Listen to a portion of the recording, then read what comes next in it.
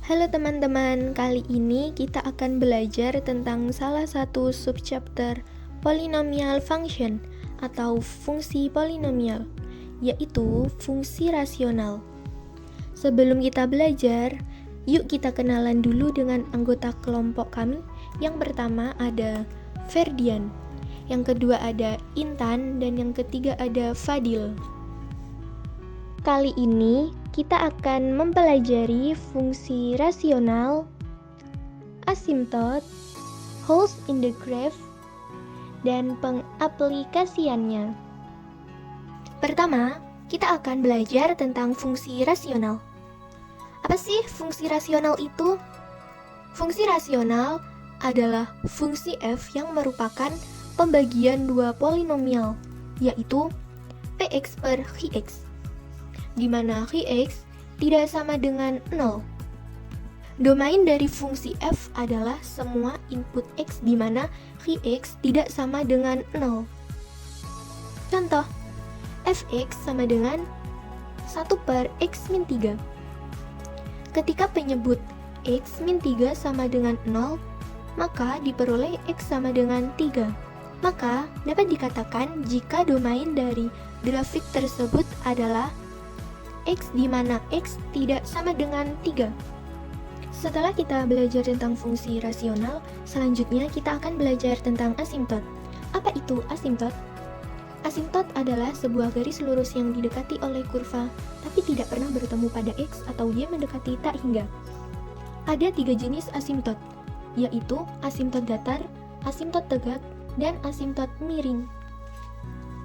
Yang pertama ada asimtot tegak, di mana nilai x mendekati suatu bilangan konstan ketika nilai y mendekati tak hingga atau negatif tak hingga. Untuk mencari asimtot vertikal atau tegak, kita harus menyamakan penyebutnya dengan 0. Nah, di bawah ini ada gambar dari asimtot tegak. Asimtot tegaknya digambarkan dengan garis putus-putus ya. Selanjutnya ada contoh soal asimtot tegak. Diberikan fungsi fx sama dengan 2x min 11 per x kuadrat plus 2x min 8. Untuk menyamakan penyebut dengan 0, kita faktorkan terlebih dahulu penyebutnya. Penyebutnya yaitu x kuadrat plus 2x min 8. Difaktorkan menjadi x plus 4 dan x min 2. Jadi asimtot tegak untuk grafik fx ada di garis x min 4 yang diperoleh dari x plus 4 sama dengan 0. Dan x sama dengan 2 yang diperoleh dari x min 2 sama dengan 0. Nah, di samping itu ada gambar grafiknya, dan asimtot tegaknya digambarkan oleh garis putus-putus, di mana x sama dengan min 4 dan x sama dengan 2. Yang kedua adalah asimtot datar. Ada beberapa hal yang harus diperhatikan ketika menentukan asimtot datar suatu fungsi rasional.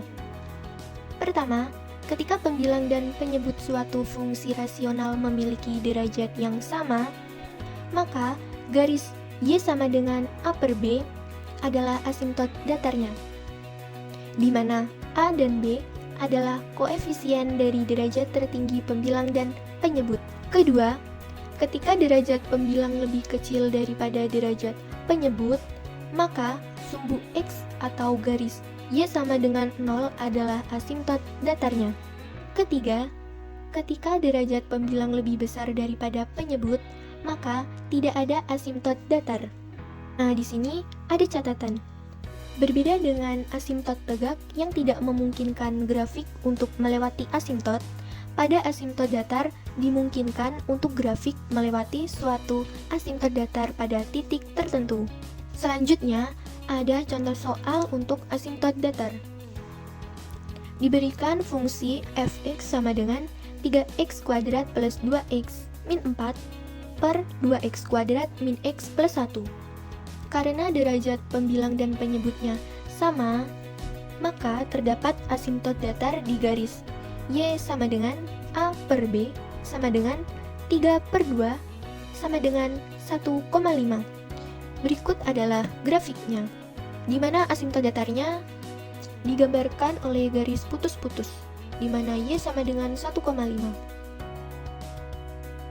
Yang ketiga ada asimtot miring. Terkadang, garis yang bukan datar maupun tegak akan menjadi asimtot. Asimtot seperti itu disebut dengan asimtot miring. Asimtot miring akan terjadi ketika derajat pembilang lebih besar 1 dari derajat penyebut. Untuk mendapatkan garis asimtot miring, kita perlu membagi fungsi.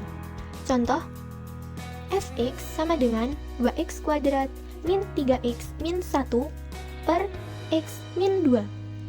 Derajat dari pembilang fungsi tersebut adalah 1 lebih besar dari derajat penyebut. Maka dapat ditentukan bahwa fungsi tersebut memiliki asimtot miring. 2x kuadrat min 3x min 1 dibagi x min 2 akan menghasilkan 2x plus 1.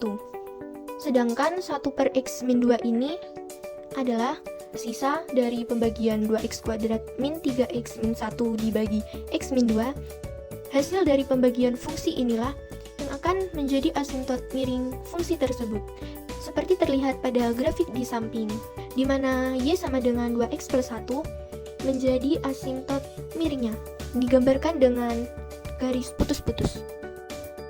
Kalian tahu nggak, ada sebuah kejadian unik yang mungkin terjadi pada fungsi rasional, yaitu holes in a graph.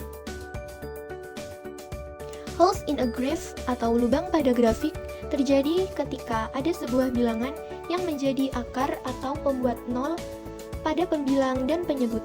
Ini akan membuat sebuah titik di mana titik itu tidak dapat didefinisikan karena membagi nol. Ini hanya terjadi pada titik itu, yang membuat titik itu menjadi sebuah lubang atau hole pada grafik. Nah, berikut ada contoh soal holes in a graph.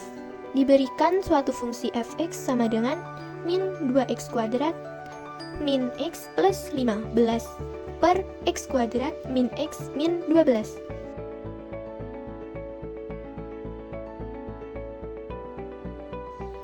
X sama dengan min 3 hilang.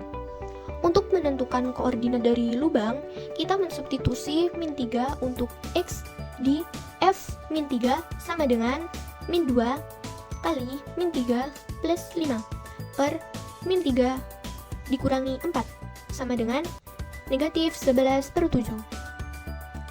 Jadi, lubang terdapat pada koordinat negatif 3, negatif 11 per 7. Kita gambar grafik yang menyatakan lubang saat X sama dengan min 3 dengan lingkaran kosong. Bisa dilihat grafiknya di samping. Nah, di sini kita bisa lihat dari grafik ini, di mana saat X-nya sama dengan min 3 dan Y-nya sama dengan min 11 per 7 digambarkan dengan lingkaran kosong seperti ini. Ini yang disebut dengan hole atau lubang. Sudah selesai nih kita belajar tentang fungsi rasionalnya. Sekarang kita akan belajar tentang pengaplikasian fungsi rasional itu. Salah satu pengaplikasian dari fungsi rasional adalah pengukuran suhu saat sedang sakit. Contohnya sebagai berikut.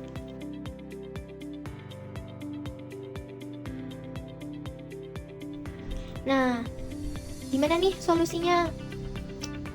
Jadi begini solusinya.